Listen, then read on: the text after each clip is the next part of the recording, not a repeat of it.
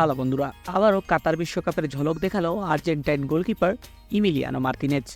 UEFA conference লিগের quarter ফাইনালে penalty শুটআউটে ফ্রান্সের ক্লাব লিলের দুটি মূল্যবান পেনাল্টি রুখে দিয়ে সেমিফাইনালে পৌঁছেছে ইংলিশ ক্লাব অ্যাস্টন ভিলা। আর্জেন্টিনাকে কাতার বিশ্বকাপ এনে দেয়া ইমি মার্তিনেজ এ ম্যাচে ছিল দুর্দান্ত দেয়াল। একে একে অনেক শট রুখে দিয়ে অ্যাস্টন ভিলাকে শিরোপা জয়ের স্বপ্ন দেখাচ্ছে ইমিলিয়ানো মার্তিনেজ। ইমি মার্তিনেজের কারণে ফিফা কর্তৃক নিয়ম লঙ্ঘন হয়েছে। কাতার বিশ্বকাপের পর ফিফা নতুনভাবে নিয়ম চালু করে যে কোনো গোলকিপার পেনাল্টি শটআউটের সময় বিপক্ষ দলের খেলোয়াড়ের সাথে কথা বলতে বা স্লেজিং করতে পারবেন না। তারপরও ইমির মাইন্ড গেমে ম্যাচের রেজাল্ট যেন ইমির দেশ বা ক্লাবের পক্ষেই কথা বলে। মার্টিনেজের দুটি শট রুখে দেয়ায় ইমিকে আরও বেশি সেরা গোলকিপারে পরিণত করেছে।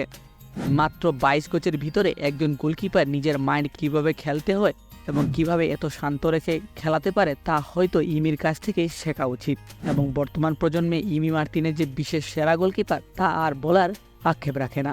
হ্যালো বন্ধুরা, ইমির পেনাল্টি শুটআউটে মাইন্ড গেম খেলা কি সঠিক ছিল তা অবশ্যই কমেন্ট করে জানান।